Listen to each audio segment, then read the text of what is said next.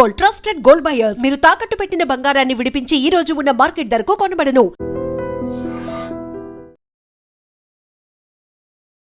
Hi నమస్తే, welcome to ఎడ్రీమ్ media. నేను మీ రొద్దం శ్రీనివాస్.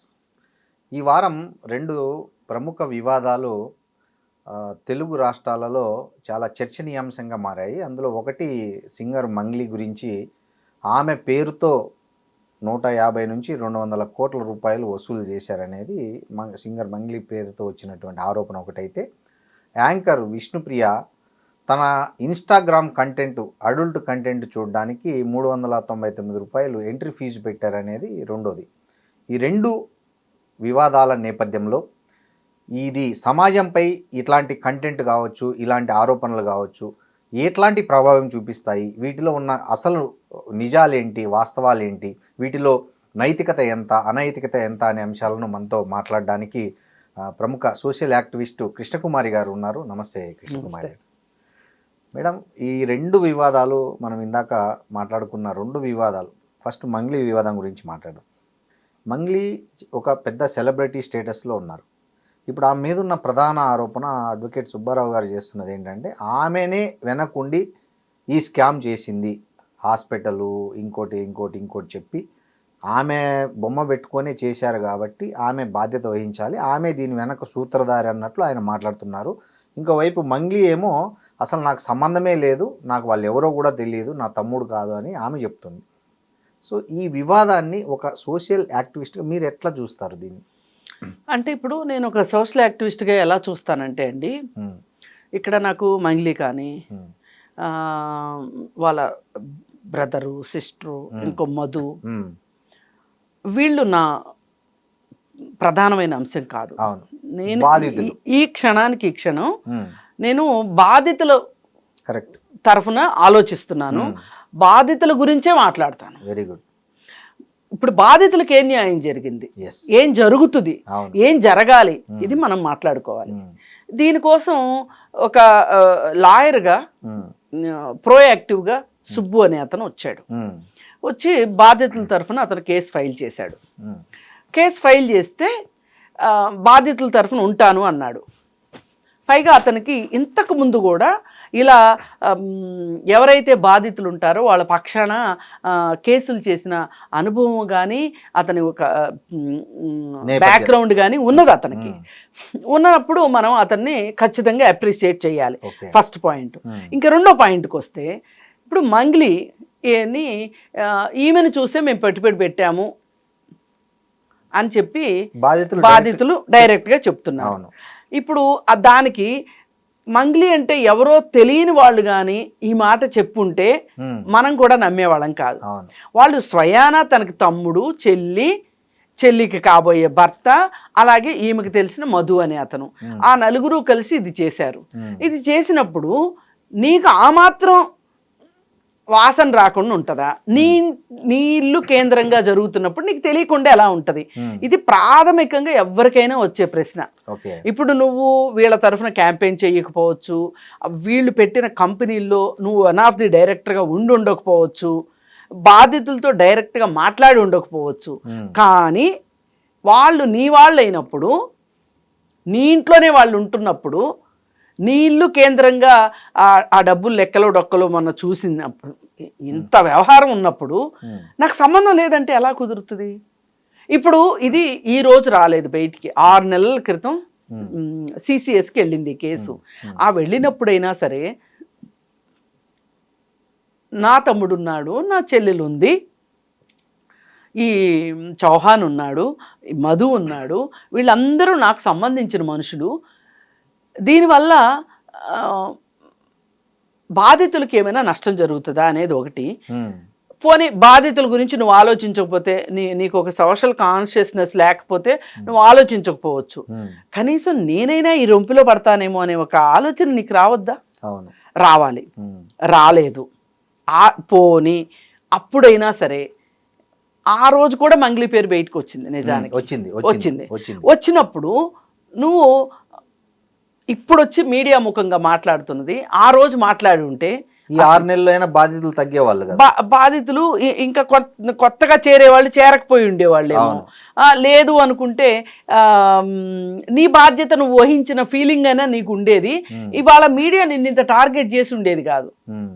నువ్వు ఆ రోజు చేయాల్సిన పని ఈ రోజు చేస్తున్నావు. ఈ లోపు జరగాల్సిన నష్టం జరుగుతుంది. వీళ్ళు హైకోర్టు నుంచి యాంటిసిపేటరీ బెయిల్ కూడా తెచ్చేసుకున్నారు. ఎవరు? ఈ మధు అన్నతను, వీళ్ళ తమ్ముడు బెయిల్స్ కూడా తీసుకొచ్చేసుకున్నారు. ఇంత తతంగం జరుగుతుంటే ఈరోజు బాధితులు ఒకరికొకరు జాయిన్ అయిపోయి ఈ సుబ్బు నేతృత్వంలో కేసు వేసేసరికి నీకు ఎంతో కొంత భయం అనేది వచ్చింది. భయం వచ్చి ఏం చేసావు నువ్వు? వెంటనే నీకు తెలిసిన ఒక సినిమా డైరెక్టర్కి ఫోన్ చేసి, అన్న నీకు సుబ్బు తెలుసు కదా, అతనితో నేను కొంచెం ఇబ్బందిగా ఉంది, అతనితో నేను సరిగా మాట్లాడలేకపోయాను, కొంచెం నువ్వు ఏదన్నా కొంచెం మాట్లాడతావా అని అడిగావు. అడిగితే ఆయన చాలా ప్రోయాక్టివ్గా మీటింగ్ అరేంజ్ చేశాడు. మీటింగ్ అరేంజ్ చేసినప్పుడు ఆ మీటింగ్లో అతను ఏం చెప్పాడు? ఇక్కడ సుబ్బు కాదు, మధు కాదు, నువ్వు కాదు, నేను కాదు, ఇప్పుడు మనం ఏదైతే మాట్లాడుకున్నామో బాధితులే మనకి ఇక్కడ ఇంపార్టెంట్. బాధితులకు అన్యాయం జరగకూడదు. మంచో చెడో నీ పేరు వచ్చింది బయటికి, కాబట్టి నువ్వు ఆ మధు అన్నోడిని పట్టుకుని వాళ్ళకి రిటర్న్ ఇప్పించే. ఇప్పుడు రూపాయికి రూపాయి ఇవ్వలేకపోవచ్చు, 30,000 అయినా ఇస్తే వాళ్ళు చచ్చినోడి పెళ్లికి వచ్చిందే కట్నం అని చెప్పి వాళ్ళు ఇదవుతారు కదా. నువ్వు అలా ఎందుకు చేయలేదు? ఆయన చెప్పాడు కదా, ఓ పెద్ద మనిషిగా నీకు ఆ మాట చెప్పాడు. చెప్పినప్పుడు కూడా నువ్వు ఎంత యారగెంట్గా మాట్లాడావో, నువ్వు ఎంత రివర్స్లో మాట్లాడావో అక్కడి నుంచి బయటికి సమాచారం బయటకు వచ్చిన వాళ్ళు చెప్తున్నారు. చాలా యారగెంట్గా బిహేవ్ చేసిందంట ఆ రోజు. సరే, అసలు ఇప్పుడు నీ మీద లేకుండా పోవాలంటే నువ్వు మధుని అప్పచెప్పొచ్చు కదా అని అడిగినప్పుడు, అవును నిజమే నేను మధుని అప్పచెప్తాననే మాట నీ దగ్గర నుంచి ఎందుకు రాలేదు? అసలు చేయాలి కదా, బాధ్యత కదా, చెయ్యాలి కదా, చేయలేదు. చేయకపోగా ఇప్పుడు ఆ రోజు ఆ వీడియో తీసి పెట్టుకుని మాటలు కాకుండా ఊరికే కూర్చున్న వీడియో, డబ్బులు నన్ను డిమాండ్ చేశాడు డబ్బులు అని చెప్పి ఇప్పుడు అతన్ని అంటుంది. ఇప్పుడు ఓ పక్కన ఇతను బయటకు వచ్చేసేసి మన వేణు ఉడుగుల బయటకు వచ్చేసేసి ఉన్నట్టు కుల్లా చెప్పేశాడు. పోయింది కదా. అవును. ఇప్పుడు అసలు నువ్వు ఆమె నన్ను అప్రోచ్ అయ్యి సుబ్బుతో మాట్లాడమని అడిగింది అని చెప్తున్నాడు. సుబ్బు మంగ్లీతో మాట్లాడి నాకేదన్నా ఇప్పించండి నేను విత్డ్రా అవుతాను అని సుబ్బు అడగల. అవును. నువ్వు వేణు ఉడుగులను అడిగావు, సుబ్బుని పిలిపించి కొంచెం మాట్లాడు అని. ఈ ఉద్దేశం ఏంటి అంటే ఆ క్షణానికి ఆ క్షణం సరే సుబ్బు ఇంకా నాకు ఎందుకులే ఇదంతా, నేను విత్డ్రా అయిపోతాను కేసులో నుంచి అని అవ్వాలని ఈమె అనుకుంది. అవును. అక్కడ అది కుదరకపోయేసరికి ఇప్పుడు అతను యథావిధిగా ఆయన కేసు పని ఆయన చూసుకుంటుంటే ఈలోపు నువ్వు ఇంక ఇది బాగా దగ్గరకు వచ్చేస్తుంది, పీక్ వచ్చేస్తుంది అన్నప్పుడు నువ్వు బయటకు వచ్చి మీడియా ముఖంగా ఏం చెప్పావు? నువ్వు చెప్తున్నవి ఏవైతే ఉన్నాయో అవి తేలిపోయాయి మీడియా ముందు. ఏంటి? అతనికి బిగ్ బాస్కి వెళ్ళాలని ఉంది, నాకు ఫేమ్ ఉంది కాబట్టి నాతో పెట్టుకొని అతను ఫేమ్ అవ్వాలనుకుంటున్నాడు, శ్రీముఖి అంటే క్రష్ ఉంది. అసలు ఇప్పుడు నువ్వు మధ్యలో శ్రీముఖిని తీసుకురావాల్సిన అవసరం ఏంటి ఇక్కడ? అదే కదా, అంటే అతని వ్యక్తిత్వం గురించి చెప్పదలుచుకుంది. అంటే అతనిని వీక్ చెయ్యాలని చెప్పి అతన్ని తగ్గించాలి. ఇప్పుడు అతనికి వాళ్ళ సొసైటీలో అతను పేదల పక్షాన బాధితుల పక్షాన ఉన్నాడు అనే ఒక ఫీలింగ్ని పోగొట్టడం కోసం అతను ఇదంతా ఎందుకు ఈ బాధితులను అడ్డం పెట్టుకుని ఆయన సొంత ప్రయోజనం కోసం చేస్తున్నాడు అని క్రియేట్ చేయదలుచుకుంది. ఆ క్రియేట్ చేయదలుచుకుంటే అది చూసే వాళ్ళకి ఆ మాత్రం అర్థం కానంత అమాయకులు ఎవరు ఉండరు ఇవాళ. అప్పటికీ కూడా సరే నేను నా నిర్దోషిత్వాన్ని నిరూపించుకోవాలంటే నేను మధు అనే వ్యక్తి నేను దోషిగానే చూస్తున్నాను, అతని కేంద్రంగానే జరిగింది కాబట్టి అతనికి నాకు ఏ విధమైన సంబంధం లేదు అని చెప్పి ఎందుకు నువ్వు బాధితులకు న్యాయం జరగాలని ఆ రోజు కూడా మాట్లాడాల. నువ్వు ఎంతసేపు సుబ్బు మీద ఆరోపణలు చేయటం తప్పితే నీ దృష్టిలో బాధితులు లేరు. ఇంకోటి ఆమె తమ్ముడిని చూపించి ఆ వీడియోలో ఉన్నది నా తమ్ముడు ఒకటి కాదు, అసలు వానికి సంబంధమే లేదు, పోలికలు లేదని కూడా చెప్తుంది. అవును. నా తమ్ముడు కాదని. అవును. ఇప్పుడు డబ్బులు లెక్కేసినోడు ఆఫీసోడు అయ్యి ఉండొచ్చు, అవును. వాళ్ళ తమ్ముడు అక్కడ లేకపోయి ఉండొచ్చు. అయినంత మాత్రం నీది అని చెప్పబడుతున్న అపార్ట్మెంట్లోని కార్యకలాపాలన్నీ జరిగినాయి కదా, దీనికి ఏం చెప్తావు నువ్వు మరి? నీ అనుమతి లేకుండా, నీ చెల్లెల అనుమతి లేకుండా, నీ తమ్ముడు అనుమతి లేకోకుండా నీ ఇంట్లో ఇవన్నీ జరుగుతాయా? నువ్వు ఉంటున్న అపార్ట్మెంట్కి మేము బాధితులు కొంతమంది మేము వెళ్ళామని కూడా చెప్తున్నారు. ఒక అతనైతే అసలు వీళ్ళందరితోటి ఇప్పుడు ఇక్కడ నిన్న పంజగుట్ట పోలీస్ స్టేషన్కి వచ్చిన కొంతమంది చెప్పేది ఏంటి అంటే, వాళ్ళతో డబ్బులు కట్టించిన అతను ఒకరోజు ఫోన్ చేస్తే నేను మా మంగ్లీ మేడం వాళ్ళ గృహప్రవేశం అపార్ట్మెంట్ గృహప్రవేశంలో ఉన్నాను అని చెప్పి ఆ తర్వాత వీళ్ళని అపార్ట్మెంట్కి తీసుకెళ్ళాడు. వాళ్ళు చెప్తున్నారు, నీ అపార్ట్మెంట్ అడ్రస్తో సహా చెప్తున్నారు, ఇప్పటికి 4-5 సార్లు వచ్చామని చెప్తున్నారు. దీనికి ఏం చెప్తావు సమాధానం?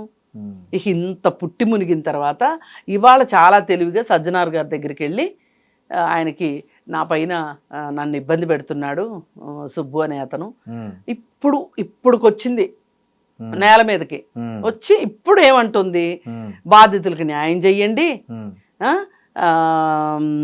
ఆ మధుని వాళ్ళని మీరు ఏం విచారిస్తారు విచారించుకోండి,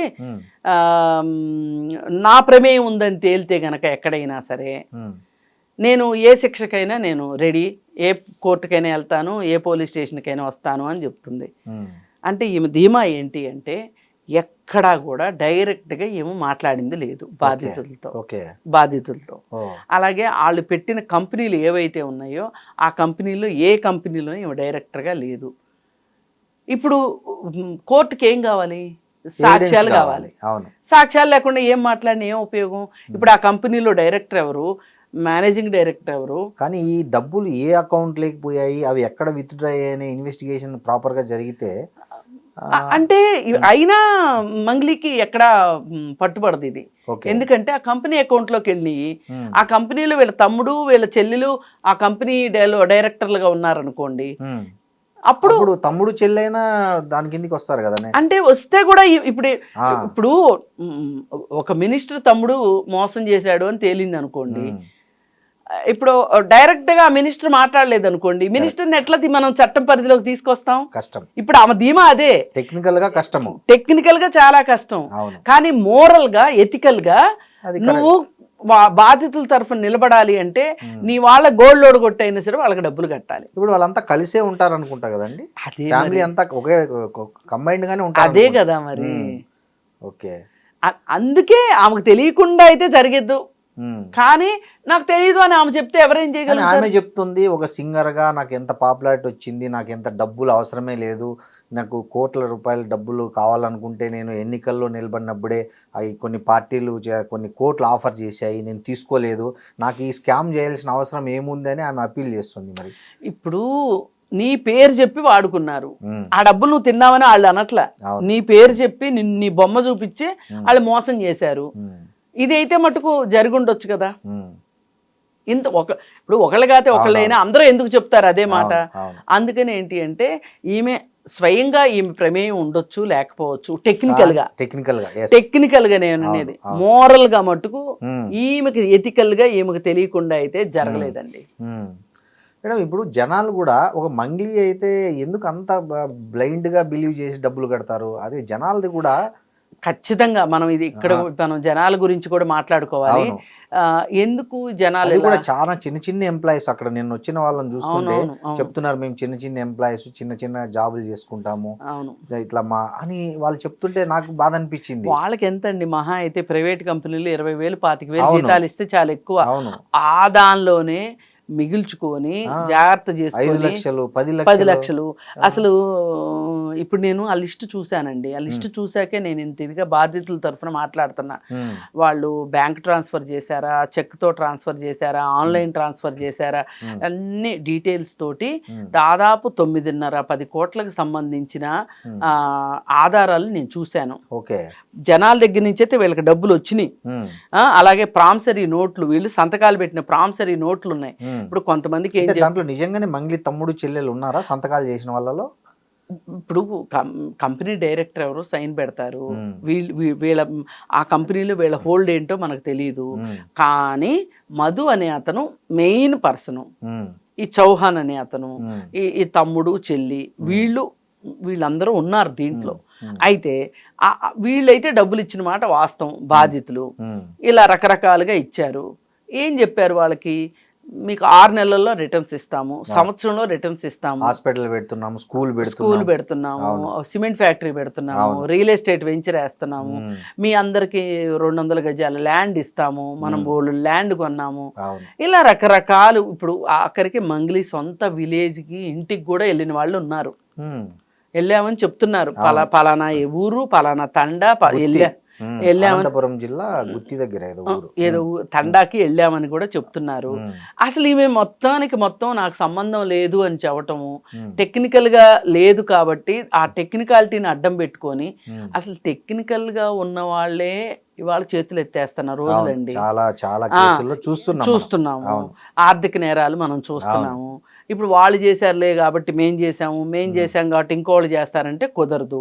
ఇప్పుడు నిన్న గుజరాత్ది ఒక ప్రైవేట్ బ్యాంకు ఈ డిపాజిట్స్ స్వీకరించే ఒక సంస్థ బోర్డు తిప్పేసింది, ఆ లోపలమని ఏడుస్తున్నారు. ఇప్పుడు ప్రతిరోజు భారతదేశంలో ఏదో ఒక మూల ఒక స్కామ్ జరుగుతుంది. ఇప్పుడు దీనికి పెట్టుబడి పెట్టే వాళ్ళు ఎవరండి? సామాన్య ప్రజలు. ఇంకా వీళ్ళని మనం ఎంతవరకు అయ్యో పాపం అనొచ్చు అంటే, ఏ బెట్టింగ్ యాప్ల్లోనో పెట్టకోకుండా ఇట్లా డిపాజిట్ పెట్టారు. కొంత కేసు పురోగతి చెందితే కొంచెం పోలీసులు సిన్సియర్ గా చేస్తే ఎంతో కొంత డబ్బైనా వెనక్కి వస్తాయి వీళ్ళకి. కాకపోతే జనాలు కూడా ఇవాళ డబ్బుకి ప్రాధాన్యత పెరిగి చాలా తక్కువ కాలంలో చాలా ఎక్కువ డబ్బులు సంపాదించాలి అనే ఒక తాపత్రయం మనుషుల్లో పెరిగింది. ఒక స్పెండింగ్ పిచ్చి కూడా పెరిగింది, బాగా ఖర్చు పెట్టాలి. ఇప్పుడు పెళ్లి చేయాలి అంటే ఉన్నా లేకపోయినా ఏదో ఒకటి చేసి పెళ్లి చేయాలి. దానికోసం ఏం చేస్తారు, ఇప్పుడు ఈ డబ్బులు ఇచ్చిన వాళ్ళలో కొంతమంది ఓ 2 ఏళ్లలోనో సంవత్సరంలోనో అమ్మాయిదో అబ్బాయిదో పెళ్లి ఉంది అనుకోండి, ఇప్పుడు అనుకోకుండా ఎక్కువ వస్తుంది, ఎక్కువ ఖర్చు పెట్టుకోవచ్చు, పెద్దగా పెళ్లి చేసుకోవచ్చు కదా అని ఆశపడిన వాళ్ళు ఉన్నారు. అందుకే ప్రభుత్వాలు కూడా ఇలాంటి ప్రైవేట్ ఫైనాన్సర్స్ని, ప్రైవేట్ ఫైనాన్స్ కంపెనీలని, ఇలా ప్రైవేట్గా ఇట్లా డబ్బులు ఎవరు కలెక్ట్ చేసినా సరే చట్టానికి విరుద్ధంగా అసలు వాళ్ళకి ఆ అవకాశమే లేకుండా చేసింది అనుకోండి ప్రభుత్వం, ఈ ప్రజలు ఏం చేస్తారు, వాళ్ళ డబ్బును తీసుకెళ్లి ఏ గవర్నమెంట్ బ్యాంకుల్లోనూ పెట్టుకుంటారు. లేదు అనుకుంటే ఏదైనా పొలం వచ్చి చిన్నో పెద్దో ఏదో ఒకటి కొనుక్కుంటారు. ఇవాళ వాళ్ళు 2 సంవత్సరాల క్రితం డబ్బులు పెట్టారనుకోండి, దీంట్లో అనుకుందాం 2 సంవత్సరాల క్రితం బంగారం రేట్ ఎంత తక్కువ, 50,000 ఉండేది మహా అయితే. ఇప్పుడు 1,40,000, 3 రెట్లు పెరిగింది, 200% పెరిగింది. యాక్చువల్ వాళ్ళ ఇన్వెస్ట్మెంట్ గోల్డ్ లో చేసిన దీనికంటే ఎక్కువ డబ్బులు వచ్చాయి. అంటే బంగారం ఎంత పెరుగుతుందని వాళ్ళు ఊహించలేదు. కానీ ఒకటండి, ఎవరికైనా సేఫ్ ఇన్వెస్ట్మెంట్ ఏంటి అంటే, ఈ రోజు ఇంట్లో కూర్చుని కూడా నువ్వు బంగారం అమ్ముతాను, ఒక బంగారం షాపు ఫోన్ చేసి బంగారం అమ్ముతానంటే ఇంటికి వచ్చి దండం పెట్టి తీసుకెళ్లే పరిస్థితి వచ్చింది. ఎప్పుడైనా బంగారానికి నువ్వు బ్యాంకులో పెట్టుకోవచ్చు, అంటే కుదవ పెట్టుకోవచ్చు, అమ్ముకోవచ్చు, ఈజీ లిక్విడిటీ ఉంది. అట్లాంటిది సేఫ్ ఇన్వెస్ట్మెంట్ చేయండి. అధిక వడ్డీలకి ఆశపడి మట్టుకు మీరు ఎండమావులు వెంట పరిగెట్టొద్దు. మేడం, నిన్న చూశారు మీరు, సుబ్బారావు వర్షన్ చూశారు, మంగ్లీ వర్షన్ చూశారు. నిన్న పంజాగుట్ట పోలీస్ స్టేషన్ దగ్గర మీరు ఈ 2 వర్షన్లో చాలా వైరుధ్యం ఉంది. అతను చెప్పేది ఒక కంప్లీట్ వన్ సైడ్ ఉంది, ఈమె చెప్పేది కంప్లీట్ ఇంకో సైడ్ ఉంది. మీరు ఈ రెండిట్లో ఏది కరెక్ట్ అని మీరు ఫీల్ అయ్యారు? ఒకటండి, అతను లాయర్ అండి, బాధితుల తరఫున లాయర్ అతను బాధితుల తరఫున లాయర్ కాబట్టి మనం అతనికే ఓటేయాలి. ఎందుకంటే అతను బాధితుల వైపు ఉన్నాడు కాబట్టి నేను అటే ఓటేస్తా. ఇకపోతే నిన్న ఇంకో చిన్న తమాషా కూడా జరిగింది. కేసును డైవర్ట్ చేయడానికో మరి ఏంటో తెలియదు కానీ అతనికి బ్రీత్ అనలైజర్ టెస్ట్ చేశారు, అది 27 పాయింట్లు వచ్చింది. అయితే అసలు అలాంటి ఒక సన్నివేశం ఎందుకు చోటు చేసుకుంది అనేది ఇప్పుడు ఒక పెద్ద బిగ్ క్వశ్చన్. అవును కదా, ఇప్పటి వరకు జరగలే. ఇప్పుడు ముందు రోజు రాత్రి తాగున్నారనుకోండి, లేట్ నైట్ డ్రింక్ చేశారనుకోండి, ఆ మాత్రం పాయింట్లు వస్తాయంట. ఆయన చెప్పాడు ఆ మాట. దానికి పట్టుకొని అతని వ్యక్తిత్వాన్ని పక్కన పెట్టడం కరెక్ట్ కాదు. ఇప్పుడు మంగ్లీ చెప్పినట్టు అతనికి శ్రీముఖి అంటే క్రష్ ఉంది అని చెప్పటం చాలా తప్పు. ఇక్కడ దానికి దీనికి పోలిక అసలు పొంతనే లేదు. అసలు బాధితుల కరెక్టా కాదా, డబ్బులు ఇచ్చింది నిజమా కాదా, డబ్బులు మీరు వసూలు చేసింది నిజమా కాదా అనేది పాయింట్ ఇక్కడ. అవును, ఇవన్నీ బట్టతలకి బోడిగుండికి ముడేసినట్టు ఉంది తప్పితే చాలా అసలు ఏమాత్రం పొంతం లేని విషయాలు మాట్లాడుతుంది మంగ్లీ. మొన్న ప్రెస్ మీట్ లోనూ అట్లాగే మాట్లాడింది, ప్రెస్ తోటి నిన్న అలాగే మాట్లాడింది. ఏదైనా ఎందుకో ఈ మధ్య మీరు చూడండి, ఆమె వరుస వివాదాల్లో కూరుకుపోతున్నారు. ఆ మధ్య ఒక ఫామ్ హౌస్ లో బర్త్డే సెలబ్రేషన్స్ దొరికితే టాస్క్ ఫోర్స్ వాళ్ళు పోయి చేసే పర్మిషన్ లేదని చేసుకున్నారు. ఇది ఒకటి. అంతకుముందు కూడా ఇంకోటి ఏదో ఓ పాట పాడింది, దాంట్లో అసభ్య పదజాలం ఉందని చెప్పి అదొక కాంట్రవర్సీ నడుస్తుంది. అంతకుముందు టీటీడీ బోర్డు మెంబర్గా ఉండి ఒక్కరోజు కూడా కనీసం టీటీడీ గురించి ఏ రోజు ఏం పట్టించుకోలేదని ఒక కాంట్రవర్సీ ఉంది. ఎస్విబిసి మెంబర్ ఆ పార్టీకి ప్రచారం చేసిందని ఇలా రకరకాలుగా పార్టీకి ప్రచారం చేసింది కాబట్టి ఎస్విబిసి మెంబర్ ఇచ్చారు ఆవిడ దానికి సంబంధించి ఏమీ చేయలేదు అని చెప్పి. ఏదైనా అండి, మనుషుల్లో కొంచెం హుందాతనము, నమ్రత, సంయమనము ఇట్లాంటి కొన్ని పబ్లిక్లోకి వచ్చేవాళ్ళు. అవును, ఇప్పుడు ఇంట్లో ఉండేవాళ్ళు ఎలా ఉన్నా ఎవరికి పట్టదండి. ఇప్పుడు మనం ఒక కెమెరా ముందు మాట్లాడుతున్నాం, ఓ మైక్తో కెమెరా ముందు మాట్లాడుతున్నాం. మనం మాట్లాడే మాటలు చూసి ఏంటి వీళ్ళు ఇంత పనికిమాలిన మాటలు మాట్లాడుతున్నారని కానీ, ఇలా పిచ్చి మాటలు మాట్లాడుతున్నారని కానీ, ఇలా అన్పార్లమెంటరీ లాంగ్వేజ్ వాడుతున్నారని కానీ ఎవరన్నా అన్నారనుకోండి, ఇంకా ఆ రోజుతో మనం ఆపేయటం కరెక్ట్. అంతే కదా. ఆ బ్యాలెన్స్ లేదనుకోండి, ఆ సమతుల్యత అంటాం దాన్ని. ఎందుకు ఆమెకు లేదా? ఇప్పుడు ఫేమ్, ఆమెకి ఆ ఫేమ్ నెత్తికెక్కింది అంటారు. కావచ్చు. ఇప్పుడు నాకు ఒక ప్రైవేట్ పర్సన్ చెప్పారు, పూజారి నాగేశ్వర గారి ఆఫీస్ దగ్గర ఆమె చూపించిన యాటిట్యూడ్, ఆమె మాట్లాడిన మాటలు చాలా అభ్యంతరకరంగా ఉన్నాయంట. ఏం మాట్లాడారంట అంత అభ్యంతరకరం? నాకు అంతగా అంటే చాలా యాటిట్యూడ్ తోటి. అసలు అంత యాటిట్యూడ్ అవసరమా? అంటే తను తప్పు చేయలేదని ధీమా వల్ల మాట్లాడిందేమో. ఇప్పుడు క్లియర్ గా నీకు అంత భయమే లేకపోతే నువ్వు ఇంట్లో కూర్చో. అసలు వేణుగుడుగులతోటి మధ్యవర్తిత్వం చేయించాల్సిన అవసరం వచ్చింది నీకు?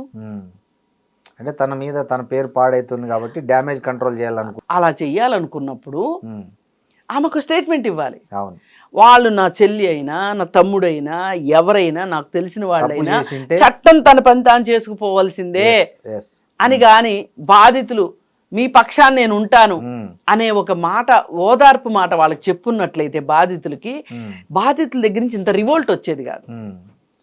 ఇక్కడ విషయం ఇంకోటండి, ఆ బాధితులు వస్తున్నారు బయటికి, ఈ తప్పు చేసిన వాళ్ళు ఎక్కడ కనపడట్లే. ఎవరైతే ఈమె పేరు చెప్పి వసూలు చేసినారంటున్నారో వాళ్ళు ఎక్కడున్నారు, వాళ్ళు ఏమైనారు, వాళ్ళ మీద ఎఫ్ఐఆర్ అయింది కదా, వాళ్ళ మీద కేసు నడుస్తుంది కదా, వాళ్ళు ఎక్కడున్నారు, అసలు వాళ్ళని ఇన్వెస్టిగేషన్ చేస్తున్నారా ఏందనేది అంటే యాజ్ ఎ మీడియా పర్సన్ నాకు కూడా అవగాహన లేదు.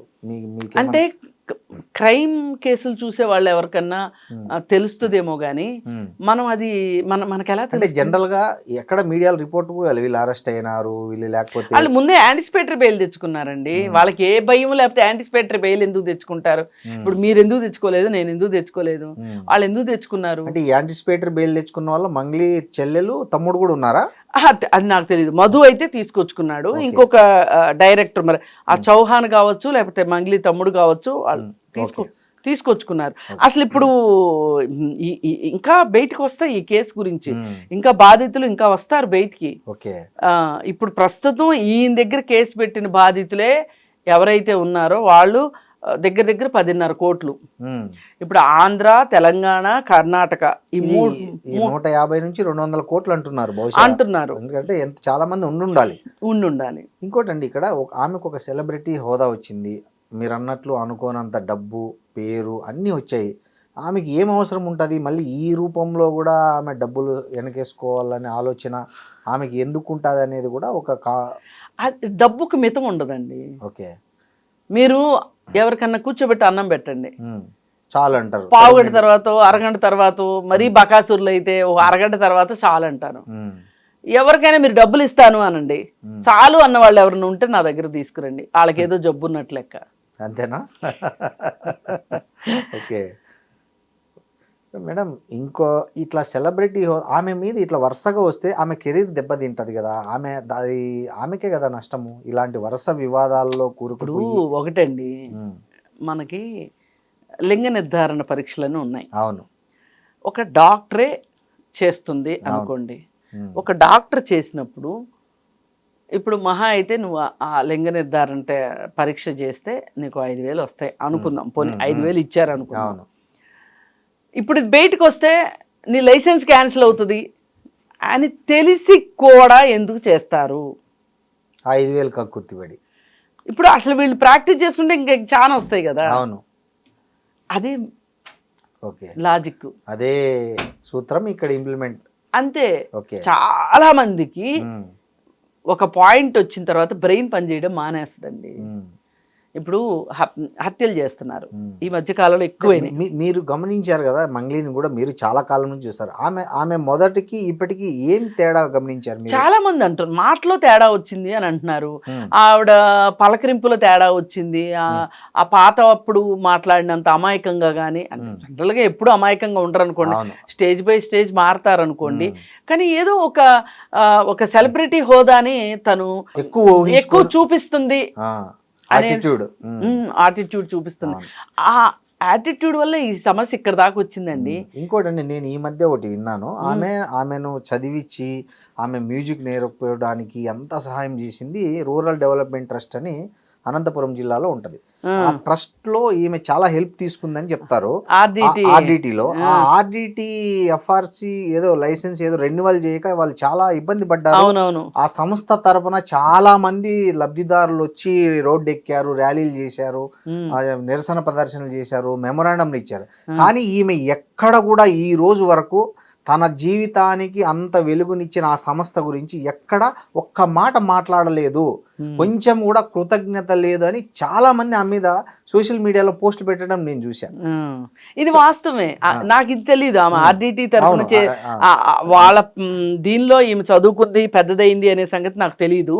కానీ ఆ సంస్థ ద్వారా ఆ ఏరియాలో ఎంతో మంది చదువుకున్నారు, ఎంతమంది ఈమె ఒకరు.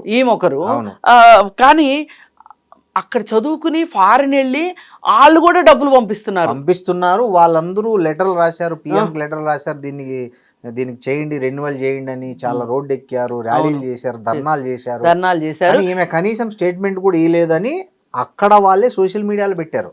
నాకు కూడా తెలియదు ఈ విషయం. అవును, ఆ విషయంలో ఎక్కడ కనీసం ఎందుకు అంటే ఆమెకు అంత తీరిక లేదు. అసలు తనకు లైఫ్ ఇచ్చిన వాళ్ళ గురించి ఆలోచించే తీరిక ఆమెకు ఏమండి. సీఎంకి 24 గంటలు ఉంటే పిఎంకి 24 గంటలు. వాళ్ళ మాకు తీరిక లేదని చెప్తున్నారా? నీళ్లు ఇవ్వడం కానీ, బాత్రూములు కట్టించడం కానీ, స్కూల్స్ బాగు చేయటం కానీ, చాలా అసలు అలాంటి ఎన్జిఓ ఇండియాలో అతి తక్కువ ఎన్జిఓల్లో అదొక ఎన్జిఓ అని చెప్తారు. నిజమే, అది చాలా గొప్ప విషయం. అక్కడ కూడా ఈమె కృతజ్ఞత చూపించలేదు అనేది. అది ఏదైనా అండి, పోగొట్టుకున్నాక కానీ ఏదైనా విలువ తెలియదండి. ఇవాళ దానిలో ఆమె భాగస్వామ్యం పంచుకుని ఉన్నట్లయితే ఆందోళనలో కానీ వాటిలో కానీ ఆమె భాగం అయ్యి ఉంటే ఇవాళ వచ్చినందుకు గాను ఆమెకు ఎంత సంతోషంగా అనిపించేది. ఇప్పుడు మనకు ఆ ఆర్డిటి దీంతో మనకు సంబంధమే లేదు. మనం లబ్ధి పొందిన వాళ్ళం కాదు, ఆ లబ్ధి పొందిన వాళ్ళతోటి మాట్లాడిన వాళ్ళం కాదు. పేపర్లో వచ్చిన వార్తలను బట్టి అయ్యో దానికి రావాలి, ఆ ఫారిన్ ఫండ్స్ రెన్యువల్ చెయ్యాలి అని చెప్పి కోరుకున్నాము. వచ్చిన తర్వాత అమ్మయ్య చాలా మందికి అవసరమైన వాళ్ళకి ఉపయోగపడుతుంది ఆ సంస్థ అని చెప్పి సంతోషపడ్డారు. కానీ అందులో సంబంధం ఉన్న ఆవిడ ఎందుకు ఫీల్ అవ్వలేదు అని అంటే, ఇక దీన్ని బట్టి మనకు అర్థమయ్యేది ఏంటి అంటే, ఆమెకి కావాల్సింది ఏంటి? ఆమె ఫేము, ఆమె డబ్బులు, ఆమె సెలబ్రిటీ హోదా, అంతకు మించి ఏది అవసరం లేదు అనేది క్లారిటీ వచ్చేసింది. అందుకని ఇలాంటి కృతజ్ఞత తెలియని మనుషులు, తనకు బాధ్యత ఉన్న చోట పనిచేయని వ్యక్తి ఈ బాధితుల పక్షాన ఇప్పుడు తప్పనిసరి అయ్యి బాధితులకు న్యాయం చేయండి అన్నది. కానీ ఆమె మనసావాచ కర్మణ చేసింది అయితే కనుక ఎప్పుడోనే చేసి ఉండేది.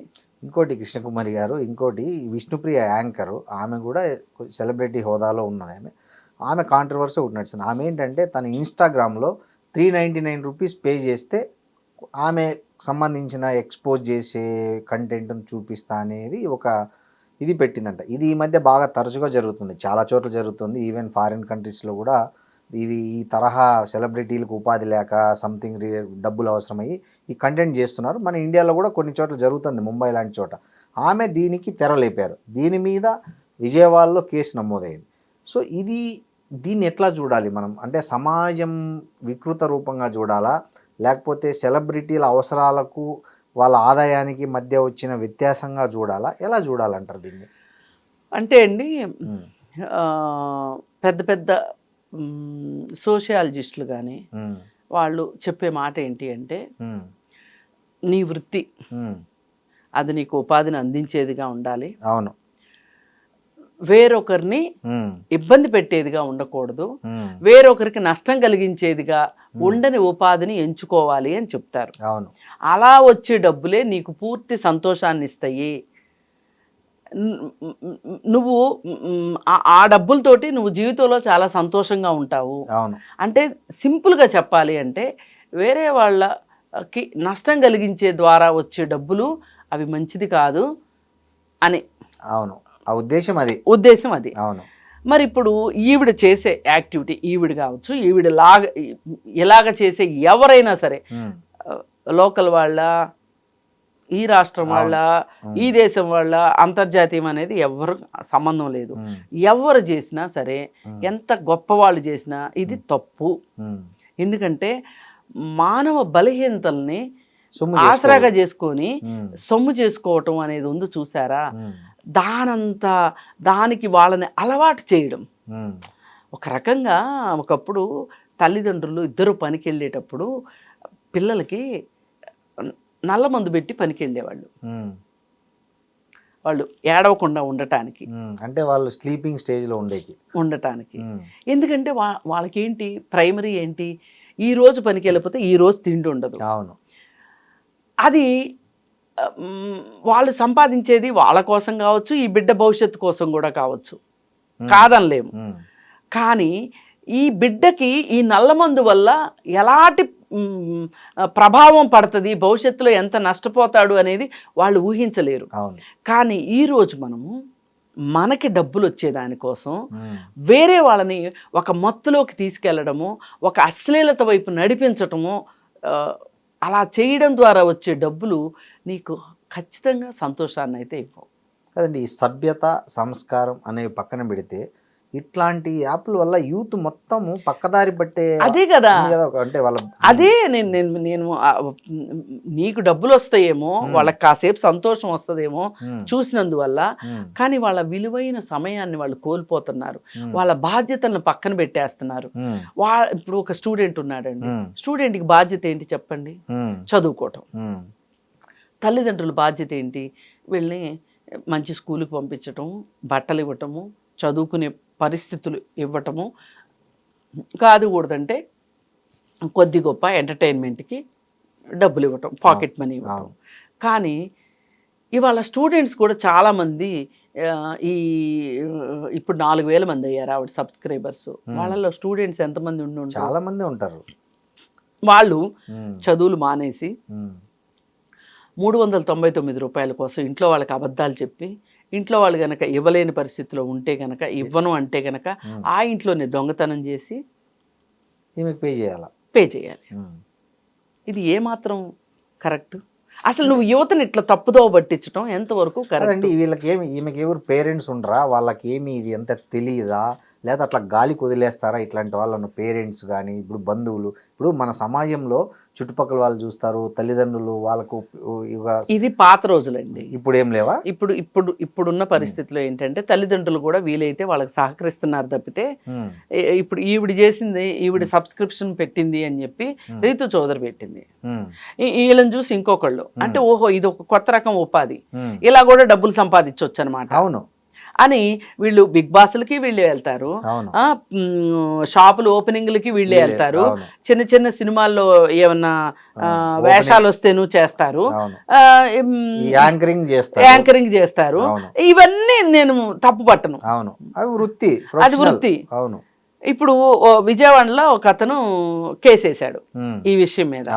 వేసి అతను ఏం అడుగుతున్నాడంటే, సరే విష్ణుప్రియ గారిని చెప్పమనండి, నా వృత్తి యాంకరింగ్ కాదు, నా వృత్తి సినిమాలు కాదు, నా వృత్తి బిగ్ బాస్కి వెళ్ళటం కాదు.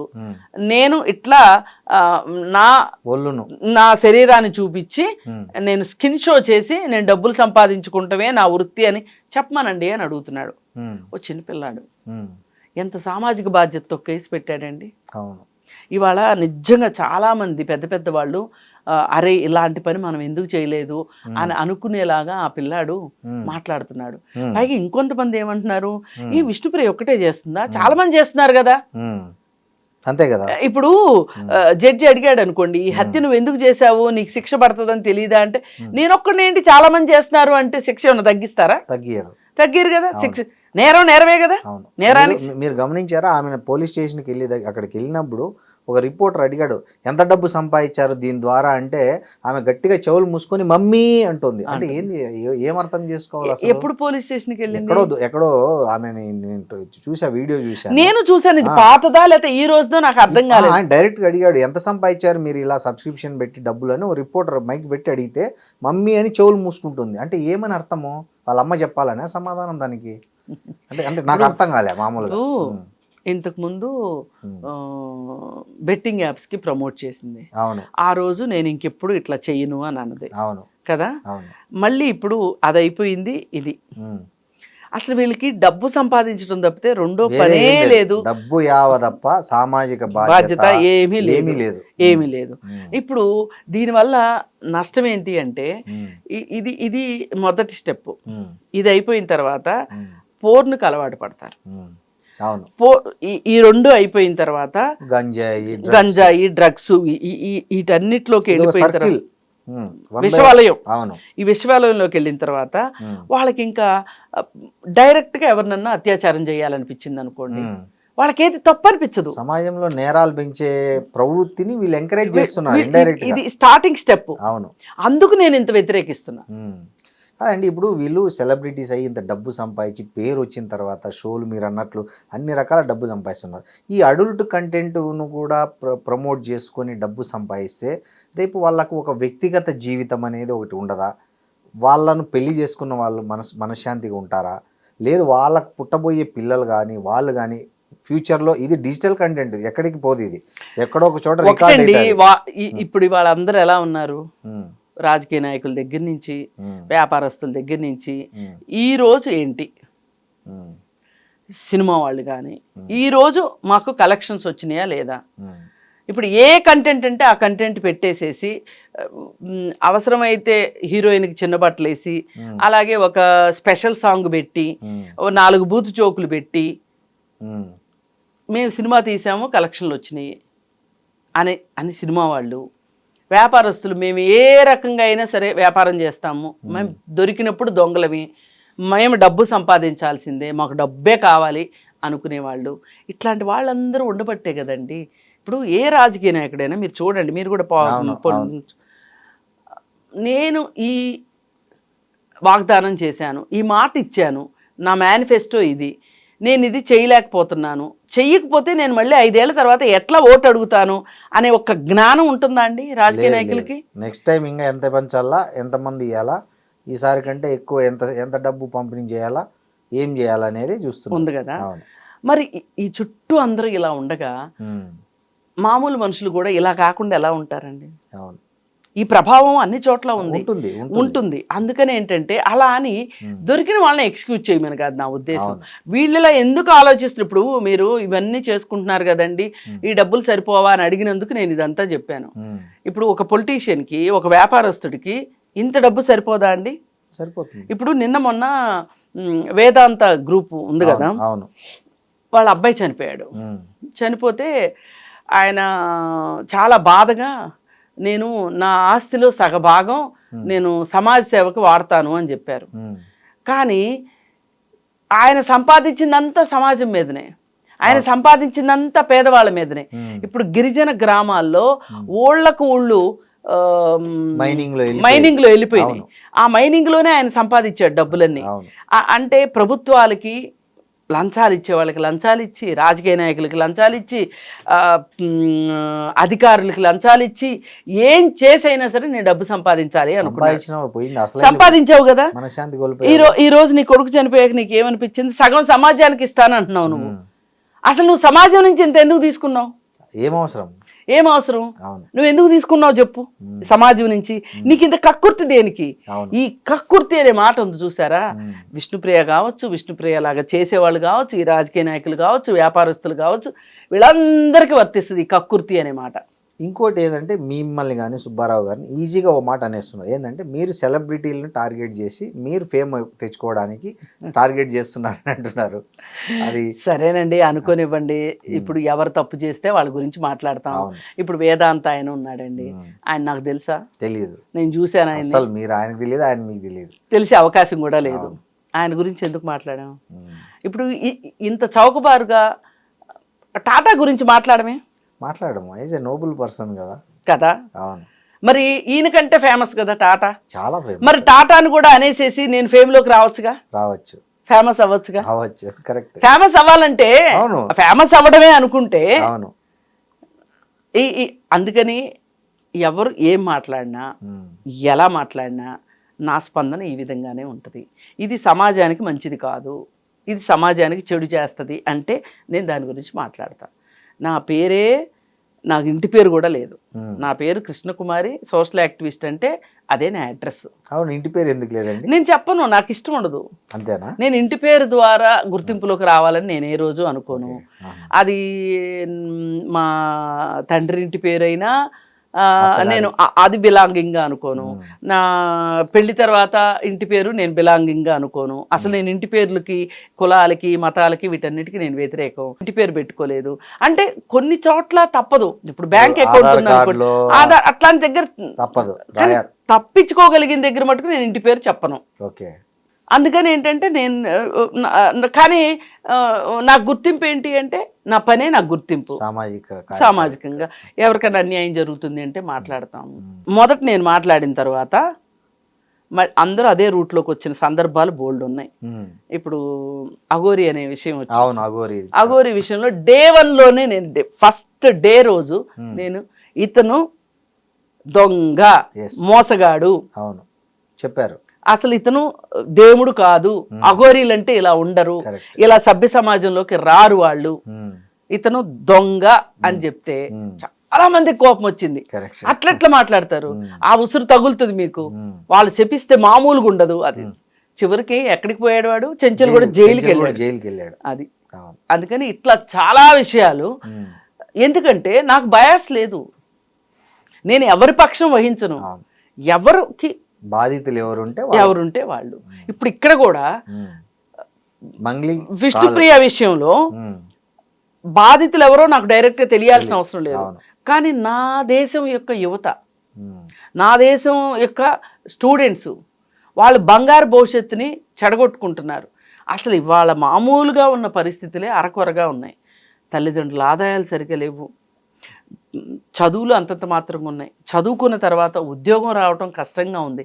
అసలు వీళ్ళ భవిష్యత్తు ఏంటి, ఏం ఆలోచిస్తున్నారు, వీళ్ళు భవిష్యత్తు కోసం ఏం చెయ్యాలనుకుంటున్నారు, ఎంత మెరుగైన భవిష్యత్తు అంటే జీవితంలో కనీసం 2 పూట్ల తిండి తినగలిగే పరిస్థితులు వీళ్ళకు ఉంటాయా లేదా, ఇలా ఆలోచించటమే తప్పితే మనకి పెద్ద పెద్ద సెలబ్రిటీస్ మనకు తెలియాలి వాళ్ళతోటి.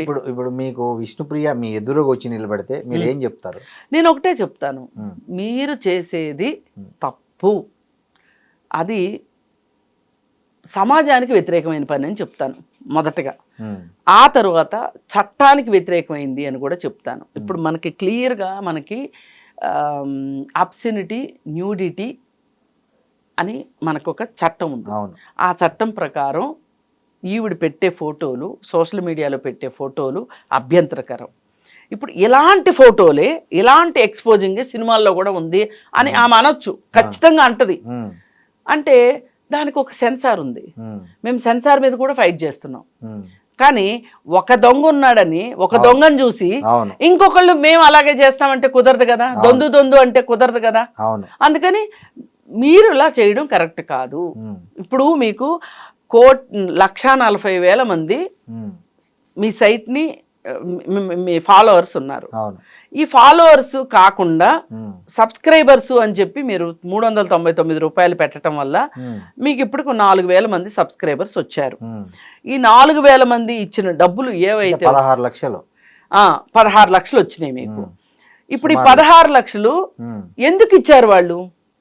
ఇప్పుడు మామూలుగా మీ సైట్లోకి వచ్చి చూసి మీ ఇన్స్టాగ్రామ్ పేజ్లోకి వచ్చి వెళ్ళిపోయే వాళ్ళకి ఉమ్. ఏం ఛార్జ్ లేదు. అవును. ఇప్పుడు ఇలా వచ్చే సబ్స్క్రైబర్స్కి మీరు ఏం స్పెషల్ చేస్తారు, ఏం స్పెషల్ చూపిస్తారని వస్తున్నారు వాళ్ళు. ఇప్పుడు ఆల్రెడీ మీరు ప్రోమో లాగా కొన్ని ఫొటోస్ పెట్టి సబ్స్క్రైబ్ చేసుకోండి అని చెప్తున్నారు మీరు. ఉమ్. అంటే ఈ ఫోటో ఇప్పుడు ట్రైలర్ రిలీజ్ చేస్తారండి అవును, సినిమాలకి. అవును, అవును, అవును. అంటే సినిమా ఎలా ఉంటుందో ట్రైలర్ చెప్తుంది కదా మనకి. అవును, అవును. ఇప్పుడు ఒక పుస్తకం ఉందంటే వెళ్ళి చూసిన వాళ్ళు చెప్తున్నారులే అక్కడ అడల్ట్ కంటెంట్ ఉందని. దానికంటే ముందు ఎవరో చెప్పక్కర్లేదు, అవును, నీ ట్రైలరే చెప్తుంది. నీ ట్రైలరే చెప్తుంది. ఉమ్. నువ్వు వదిలిన 2-3 ఫోటోలే చెప్తున్నాయి, ఉమ్. సబ్స్క్రైబ్ చేసుకోమని చెప్తున్నావు. ఉమ్. అబ్బో ఇలా కూర రుచి చూస్తేనే ఇంత రుచి చూస్తేనే ఇంత బాగుంది అనుకున్నప్పుడు కూర మొత్తం తిందామని అనుకుంటారు కదా అనుకుంటారు, ముఖ్యంగా యూత్. అందుకని వాళ్ళ బలహీనతల్ని మీరు సొమ్ము చేసుకోవద్దని మాత్రమే చెప్పగలరు. థ్యాంక్ యూ కృష్ణ కుమారి గారు. Thank you. Thank you.